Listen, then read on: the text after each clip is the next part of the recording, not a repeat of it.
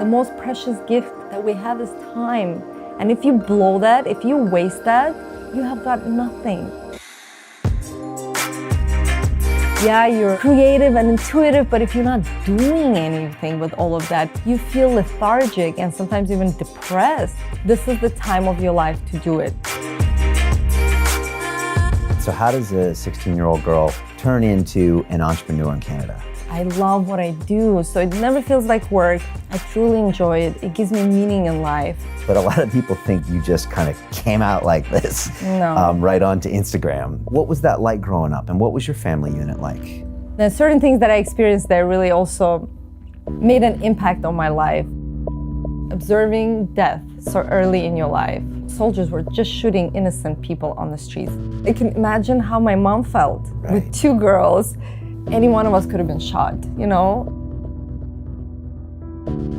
But now, I wouldn't change anything because I wouldn't be here. I wouldn't appreciate the things I have. I wouldn't have worked as hard as I have. When you have a dream and you want something, it's not just going to happen. You have to work for it. The more you do that, you'll just uncover your own hero's journey.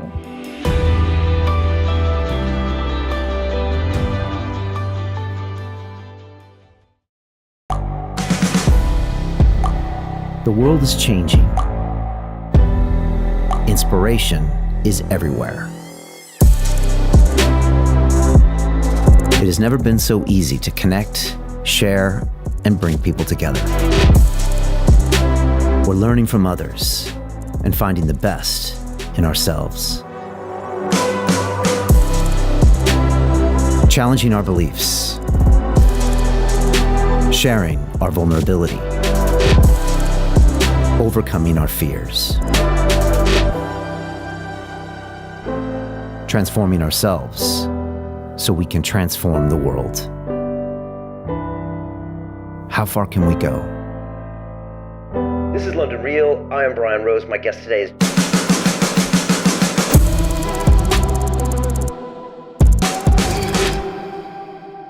Mimi IKONN is known around the world as an influencer, an author, an entrepreneur. She's got millions and millions of followers. Most people don't know is that she grew up in Azerbaijan when it was still part of the Soviet Union, and yet she was a dreamer. She always dreamed about going to crazy lands and meeting people and doing amazing things, and that's exactly what she made happen. She designed her life and she manifested it. And that's what she's here to talk about, how you can take your dreams and turn them into reality, use gratitude and positive thinking to get what you want.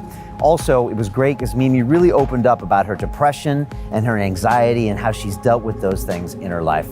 So pay attention to everything in this episode. She talks about motherhood, about business, about how to find the right partner. And I know you're gonna enjoy this incredible conversation with Mimi IKONN. This is London Real. I am Brian Rose. My guest today is Mimi IKONN, the entrepreneur, author, and influencer. Born in Azerbaijan, you emigrated to Canada when you were 16 years old and later co-founded Luxy Hair with your sister Layla and your husband Alex. The company experienced incredible growth, now with over 250,000 customers in more than 165 countries. The Luxy YouTube channel gained over 3 million subscribers, making it the largest hair channel in the world and turning you and Alex into well-known lifestyle influencers.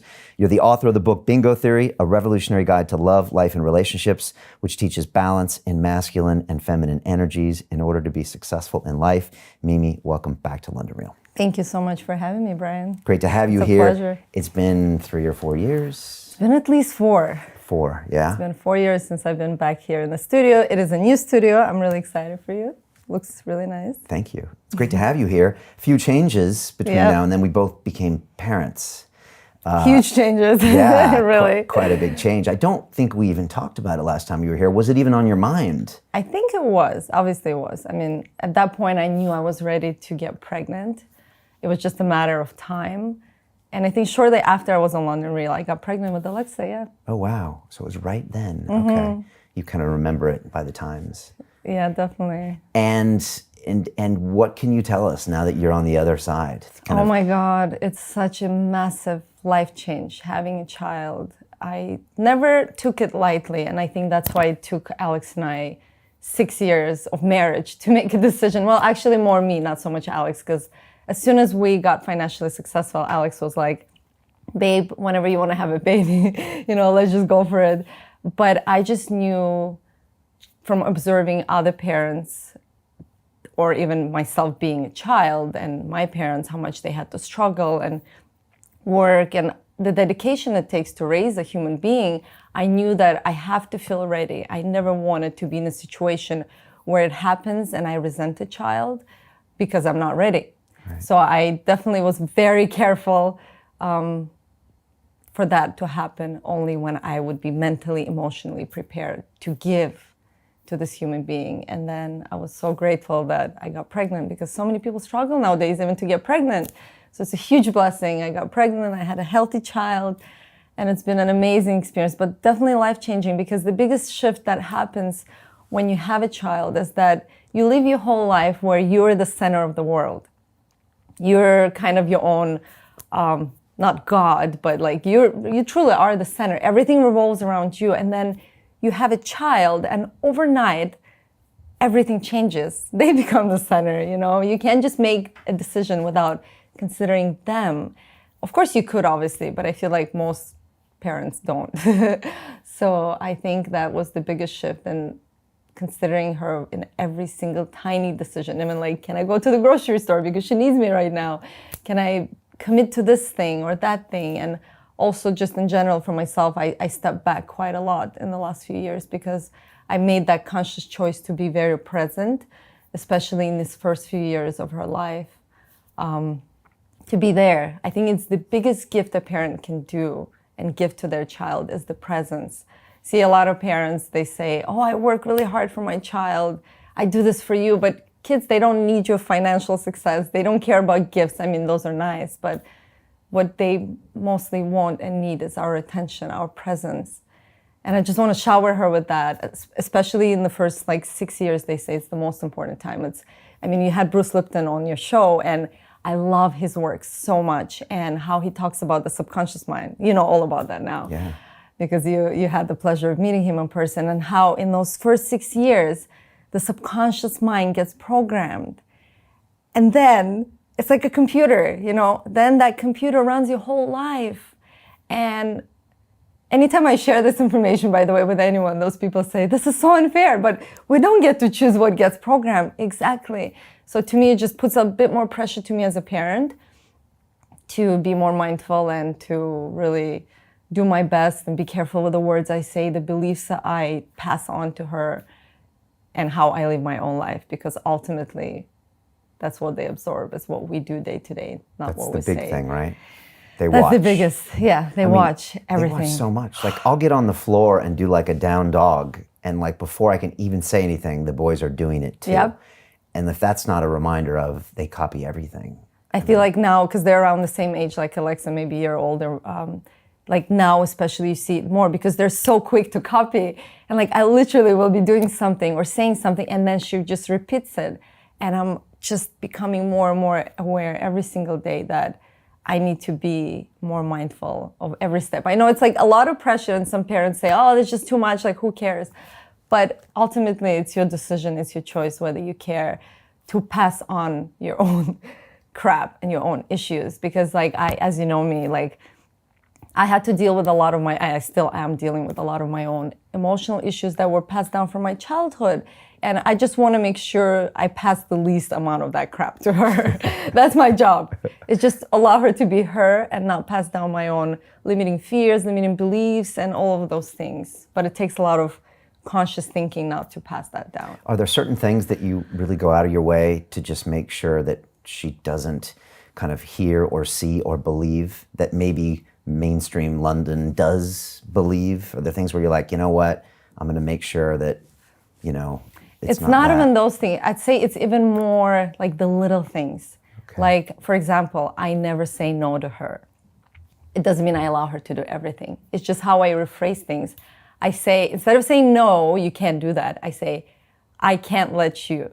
So it's just rephrasing things, and then allowing her also to try and fail. For example, when she was learning how to walk, I would just let her go at it. If she tried to hold my hand, of course I would support her. But if I saw her trying to hold on to something and I know she's gonna fall, I wouldn't rush out there to save her. I would let her fall. Like, it's okay, she'll fall, she'll get up, she'll learn. And she'll walk really fast. She's now talking sentences at only 2.5. And I truly believe, of course, she's her own person, but a lot of it has to be with me just allowing her space and allowing her to like solve her own issues. Even as she's playing with her little toys or doing something, I'm not rushing in to like do it for her. So many parents do that because I'm paying attention now. I'm around other parents. It's like they try to play for the kids, draw for the kids, talk for them. And I just step back and I just try to be more quiet and allow her to be and just observe and reflect what she is to her. Okay. If that makes sense. Yeah, interesting about that. Don't say no. Yeah. One of my guests, Dan Pena, the $50 billion man, his mom did the same thing. She read Dr. Really? Spock. I think Dr. Spock said that in the whole book. And so really? No, I don't know about that. I'm going to look into it. she actually held him until he was like 3 years old Held because him. the floors she thought were dirty. And so I think he actually could never actually walk correctly, but she also never said no to him. And he believes that's what built his self-esteem to where now interesting. it's at this almost kind of scary level of self-esteem that he has. But he said that same thing. Yeah, but I want to make sure everybody understands because I don't want people to take it the wrong way. It's not that I allow her to do everything. It's just rephrasing, because when we say, you can't do this, it goes in the subconscious mind, becomes a belief. I can't do this. When I say, I can't let you, I'm speaking from a different perspective, which doesn't pass on that belief that they can't do something. Right. And then, of course, you always explain why. So if she wants to touch something that's fragile, I know she's going to break, or a knife, I say, I can't let you touch a knife because you're going to hurt yourself and you're going to start bleeding, and then, the whole situation. Right. So you always explain instead of saying, no, stop, never. Those words, just not in my vocabulary. Okay. The one thing is, the only time I say no now is when like Caden pushes his brother or hits his brother. It doesn't happen that often, but I'm just But again, you can grab his hand and say, Yeah. I can't let you hit your brother because it hurts him. And I know you're very caring and kind. So bring that out more. So it's about always focusing on what you want them to do rather than what you don't want them to do. And most of the world is doing the opposite. Like, I was raised the opposite way, and I know most people do that. Yeah. Like, we always tell the kids what not to do. How about focusing on what you want them to do? Right. Because that's actually it's good for leadership, good for business absolutely. too, right? And I'm the same way in the rest of my life. I just mostly avoid the word no, period. I just rephrase it. Yeah. And when you took a step back from all the broadcasting, because I think when I had dinner with you guys years ago, pre Alexa, you were doing like 2 videos a week and probably more. I mean, you were producing a lot. Did you miss it in the last few years? Oh my God, yeah. It's probably been the hardest thing for me because, as you know, I am a workaholic. And it's not just I like to work. I love what I do. So it never feels like work. I truly enjoy it. It gives me meaning in life. And when I had Alexa, I had the idea that I will be able to do everything at the same pace and level. And the wake-up call after, right? Yeah, because I always have, but this is a whole new territory. And then I just realized something's gonna give. And then as I scaled it in my mind, well, this child is gonna grow up and become independent very soon. Work and other things that I need to do. I feel like I'm here in this world to share my gifts or the value I'm here to bring. That's not going anywhere. I can still do that in 3 years and 4 years, but I cannot have this time back.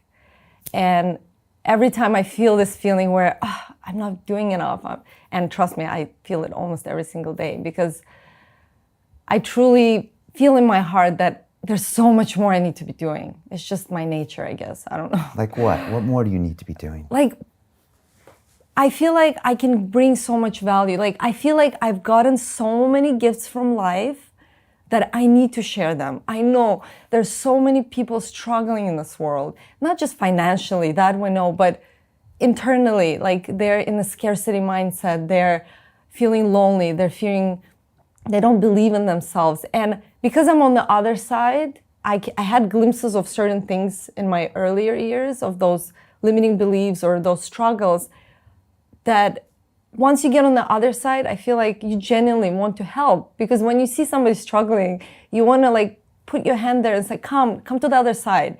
It's possible, it's real, you can get here. And I feel like when I hold these gifts inside of myself, it hurts me. But at the same time, like the last 3 years, I just knew that I had to be more present with Alexa, because again, this is going away very shortly. Like at 3, she's gonna start like almost full-time nursery slowly. And then I'll have more hours of my day to do what I want to do. So I'm really, really excited. Not that I haven't been working. I want to make it clear. I've been working every day, evenings and mornings, or like whenever she would nap. But it's like not the same, because before that, I would be working morning till like sometimes 9, 10 p.m. in the office. And it's very different when you have a child. You just can't work at the same pace unless you outsource the parenting. And now it's time for the boy, right? I'm fine. I'm good for now. No more kids. One and done, as they say. To be honest, I don't know. I'm not gonna sit here and say for sure it's not going to happen. I just know that for me to have another child, I would have to be in the same place where I feel like I have to give. I don't feel like it's fair to bring a child and not be there for them. That's just my belief. I know everybody does it their own way. If you're a parent, you're watching this, please don't feel bad or don't judge yourself. Maybe your parenting style is different. Everybody has a different path. And as long as you feel right in your heart, whichever way you're parenting, that's the right way. So for me, I think because my nature is just so responsible, I take such huge responsibility.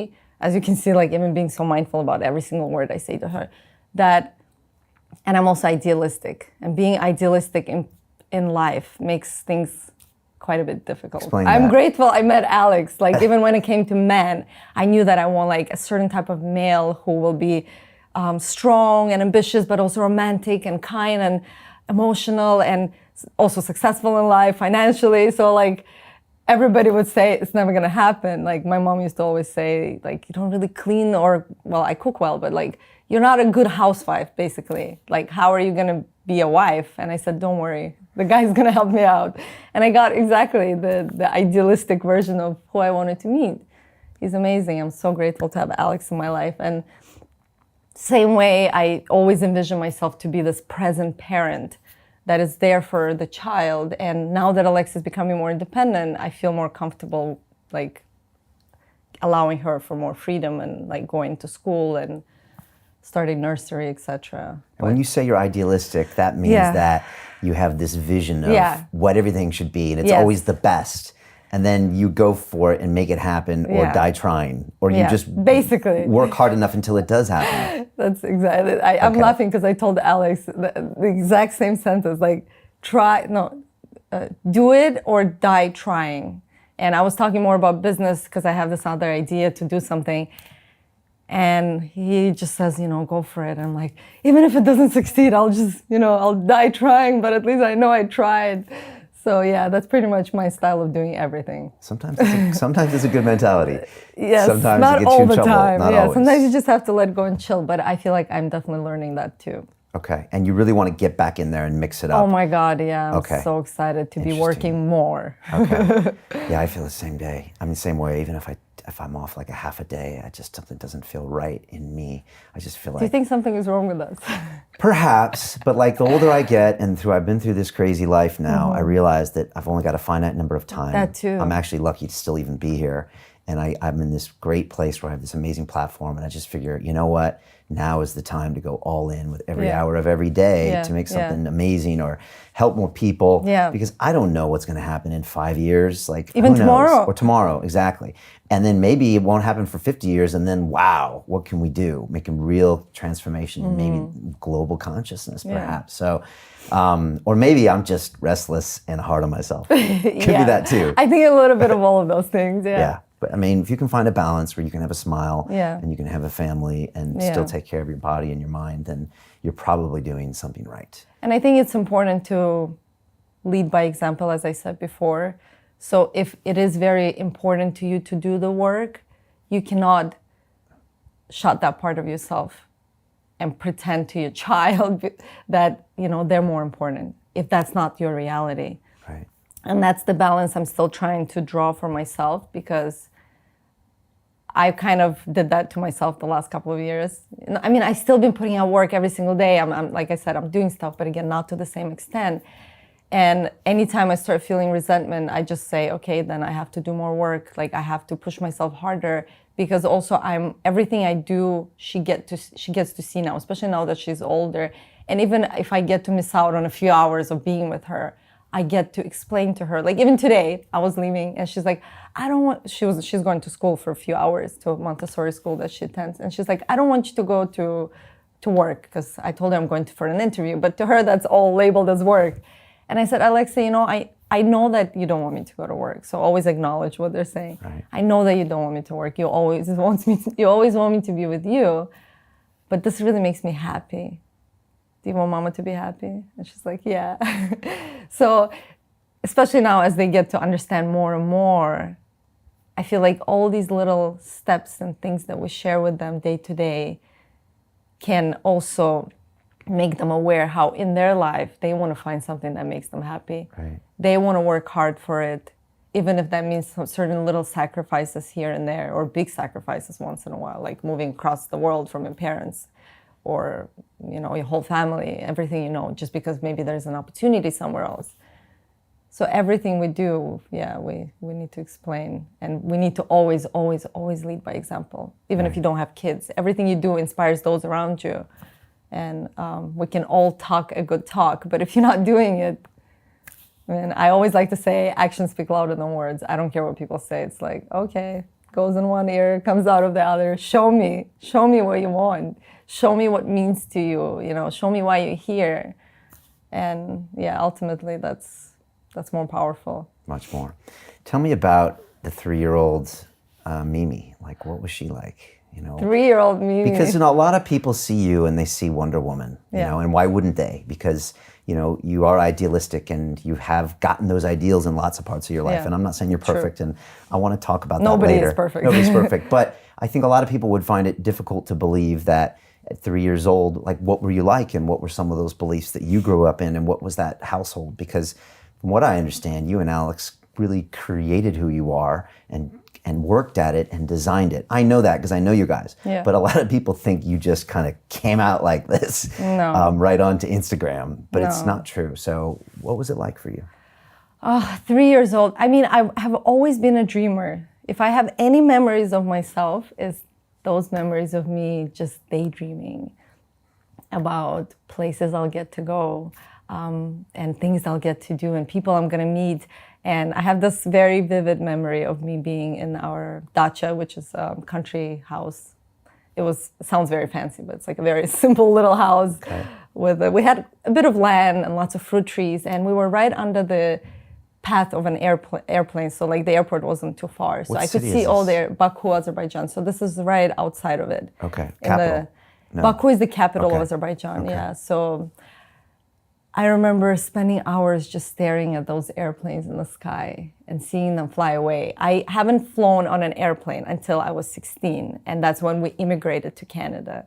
And this is me, 3, 4, 5, 6, 7 years old, just staring at the sky at those airplanes and thinking, wow, these people are flying somewhere where it's different culture, different languages, different everything. So I've always had this massive dream of experiencing different cultures. And I feel like it also came from that feeling of wanting to connect and feel more global. Like I personally just can't understand the idea of nationalism, personally. Again, if somebody is fully accepted, if it works for you, you're happy, that's fine. But for me, I just always felt like I'm a human, the other person is a human, doesn't matter what language they speak, where they're from. And I was just so eager to go and meet all these humans around the world. But it must have been nationalist country. I mean, every country is, and I'm sure Azerbaijan is. Yes, especially that part Armenia, of the world. And it's hardcore. We are this, and I mean, French are very strong in nationalism. Americans, everybody. I mean, a lot of countries. What country isn't really? True. But I just never had it in me. I'm truly a nomad at heart, which is fascinating to observe, especially now that I have a child. I truly believe we come here with a certain spirit, a soul that already has learnings and wisdom from previous life, from universe. I don't know. I'm not gonna sit here and say that I know. But all these things were already there, and they don't come from mom or dad because they're very different. I know them very well. it came from the inside, these desires, these dreams. And then, yeah, that's the biggest thing, is just always fantasizing and thinking like I will live in different places in the world. And here I am, I've done it, you know. And but it I probably just wasn't truly that feel easy, grateful. was it? Of course it wasn't. I mean, how do you get from Baku then? What was that like growing up, and what was your family unit like? I mean, we grew up in a family that was, my parents are very kind and loving parents. And I think I'm very grateful that I got that from them. Like I said, a lot of times people put the pressure on themselves to go and make it in the world so they can give to their child. But as long as they get love, they will be fine. They'll turn out fine. And that's what my parents gave me. And I'm truly grateful for that. We struggled financially. Anytime I say this on the podcast, my dad is like, we were middle class in Azerbaijan. Yes, absolutely. But middle class in Azerbaijan is different from middle class in America, right? Like we had one bedroom, tiny apartment, and my parents gave their bedroom to my sister and I so we can have a bedroom. And for 16 years of my life, until we immigrated to Canada, they slept on the couches in living room. Right, that's not middle class America. Let's just be clear. Sure. If my dad is watching, I just want to make it clear. Sure. Because, you know, to somebody there, he didn't view himself, of course, as not having, you know, a lot of abundance, because back then people didn't compare themselves so much, and we had a community, and I think that was very important. So as growing up, I had a community, but I saw my parents struggling financially. And I always knew that's something I want to make sure I don't do, like I don't have the same struggle in my life. And then the limiting beliefs, I've observed that since I was little. The judgments, the limiting beliefs. And you've been able to observe that as opposed to be taken over by it. Yeah, and I remember even when my mom was, I mean, not my mom, I was like maybe 7 years old, and my mom would have some troubles with my dad. She would come and tell me like, this is what happened. And I would give her relationship advice. And I remember her saying to me, this is pretty good advice, you know? And I felt like really good as a 7-year-old giving my mom advice. But I was exposed to a lot of reality of family, for good or bad. I now can observe that it was for good, because I was mindful of everything I've observed. And I made conscious decisions that I want my life to be different. I don't want the same struggles. I don't want the same drama. I want freedom. I want respect. I want quality relationships. And yeah, I feel like that's the biggest gift we can also get, even if we don't have a perfect life, is that we can decide what we don't want to repeat, what steps, what decisions, what choices that our parents made that we don't want to repeat in our lives. Or maybe we want to repeat because they've succeeded and they're happy. Ultimately, you look at your parents and you say, are they happy? Are they fulfilled? Do I want to be like them when I'm 50, 60, 70 years old? Do you want to be like your parents, you know? Everybody has to ask that question. And if you don't, you have to be mindful, because guess what? They've conditioned our subconscious mind 0 to 6. We didn't get to choose. And now even I, as much as conscious as I am, as mindful as I am, I see myself repeating my mom. I see myself repeating my dad. And then I'm like, it's there. Yeah. That's fine. Yeah. As long as you're mindful, you can break those patterns over time, but it does take a lot of work. So I've struggled a lot. I was a very shy kid. I would say I was very reserved. I always felt like there was a little firecracker inside of me, but I didn't show it until much later in my life. But yeah, I was very quiet and observant. And I think that all the gifts that I have in my life is because I've observed a lot while I was little. What's the culture like there? Explain what it would be like. What would it feel like if I'm there? The culture is very sweet and friendly and loud and dramatic. I love it and I hate it. You know, it's like how you have a love-hate relationship sometimes with your family, or, you know, it's very, all those things are nice. It's very close, the communities are very close and your families are very close, but also everybody's in your business and everybody's judging each other. So I always had this love-hate relationship with that, because I don't like gossip. I don't like judging other people. I don't like people being in my business unless they genuinely want to help and lift me. And I'm the same towards others. So Yeah, those are the things, again, I've observed as a child in my culture. But also it's very welcoming and sweet. And I grew up in the sun by the Caspian Sea, and I had a really healthy upbringing, I feel like, in many ways. And then certain things that I experienced there really also, I wouldn't want to use the word traumatized me, but definitely made an impact on my life. So at the age of 10, I don't know if I talked about this before on the podcast, but I'll share this now. I only recently made a video on my YouTube channel where I share this. So at the age of 10, I witnessed my grandfather pass away in front of me. Wow. So imagine being a 10-year-old. And like, it was so dramatic. He wasn't sick. He was healthy and strong. And he was still working at like 72 years old. And then one day he just had lunch and he was so happy. And he just sat in this chair. And literally, it was just my sister and I in the room. She was 12, I was 10. And we turned around, we turned back to look at him. And he just gone. Wow. Gone. 10 years old. And I was like hit with this awareness of mortality. And how did it make you feel? I feel like I was shocked. I was definitely shocked. I feel like in a way I'm still shocked. I mean, time does heal everything, but I didn't cry. I didn't have a reaction. And everybody, then my mom came, my grandmother came, they called the ambulance, and then the whole family came because he'd passed away. And all the aunts, they're like, how are you guys doing, me and my sister? And we were just like quiet, kind of shocked by the whole situation. And I kept it inside for many years. I never talked about it, even with my friends. Even I think Alex found out not recently, but much later, after we started dating. But I didn't realize how much it actually impacted me until very recently, because I'm on this journey of healing and letting go of the crap that doesn't serve me, basically. And this is one of the things that came up, because observing death so early in your life, so intimately, and seeing somebody who's so close, because I was very close with my grandfather, really impacted how I looked at life. So I almost, since that early age, had a very close relationship with death as well. Like, I knew it can come at any moment, at any time. And in a way, that's what makes me also so eager to do things, because like, I don't know what tomorrow will bring. But it's maybe in a way also unhealthy, okay. Because like, you're always a bit on the edge and like, you're always a little anxious.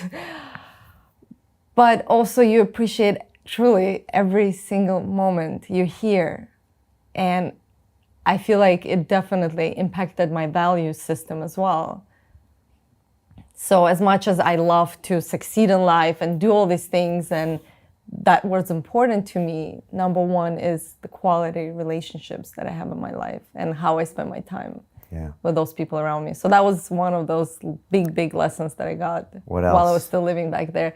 Then there was a bit of a war situation happening, because in 1993, 92, that's when Soviet Union broke down. And because before that, Azerbaijan was part of USSR.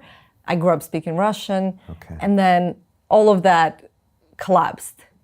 And I can only imagine now how crazy that was for my parents. Like, it all seemed like a game. Honestly, I had this crazy memory. We come out of the tube station. This was January 20th. So the troops came. I don't know if it was, I don't want to get political on the show, because I know how people then say, well, those were not the facts. I was 6-year-old, guys. I don't care who it was.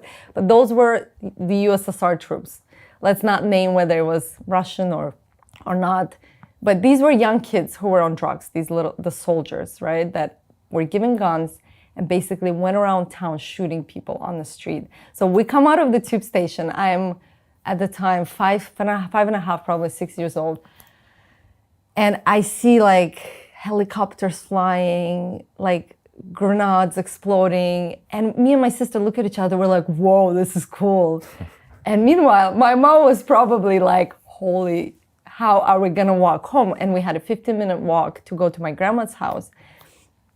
And then we're walking. She took us through the small streets. This is probably one of my earliest childhood memories.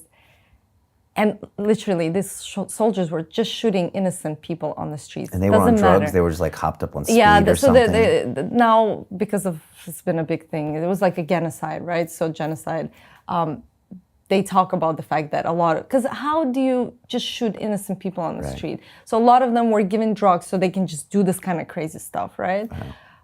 which is obviously heartbreaking too. And so we're walking on the small street, and I remember turning to the right and seeing there's a soldier with like a, what are they called? AK-47s probably. He's standing at the end of the street, and we're crossing the street, and we're like almost at my grandmother's house. And he looks at us, and then he turns the other way. Wow. So you could have been dead. Yeah, like literally. But I get more emotional now because I can imagine how my mom felt with 2 girls, and like any one of us could have been shot, you know?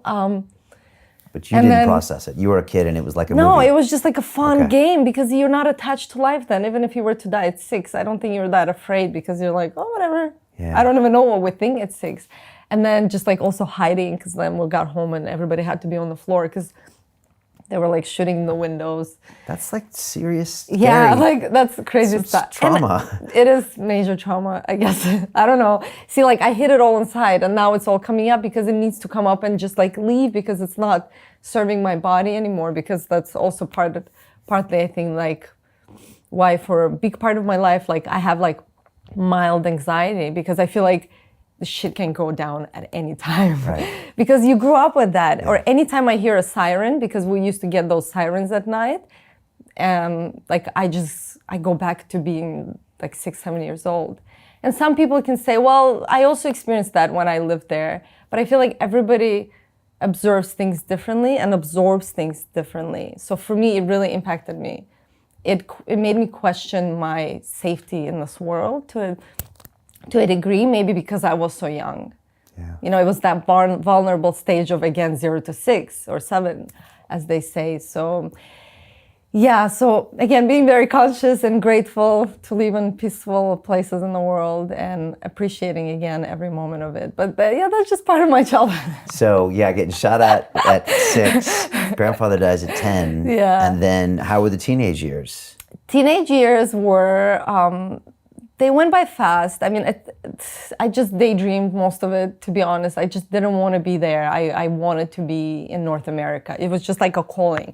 We have to live in America. And I'm so grateful to my parents to do this whole immigration process because it took a lot of money and time and obviously effort on their part. And then did you make them do it? Did you sell them on it?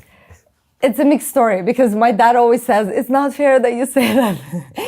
That you guys made a decision. It's true. Of course, it wasn't just us, but it was a mutual decision. My dad always wanted to experiment and experience living abroad. That's why he went to university in Ukraine. He studied in Moscow. And he always was excited to also, I guess maybe I get that spirit from him a little bit as well. But it was a huge decision to leave like we have a huge family back home, to leave a reputable job. He was working at BP and making great money, and just like life was just starting to pick up for him. And then, you know, we were very vocal about the fact that we want to move to the States, whatever it takes, we're just gonna make it happen. America, you know how they say it, like we were sold the American dream, and that's what we envisioned for ourselves. And he said, you know, let's just do it as a family. Let's immigrate to Canada because that was one place that was accepting people at the time. Okay.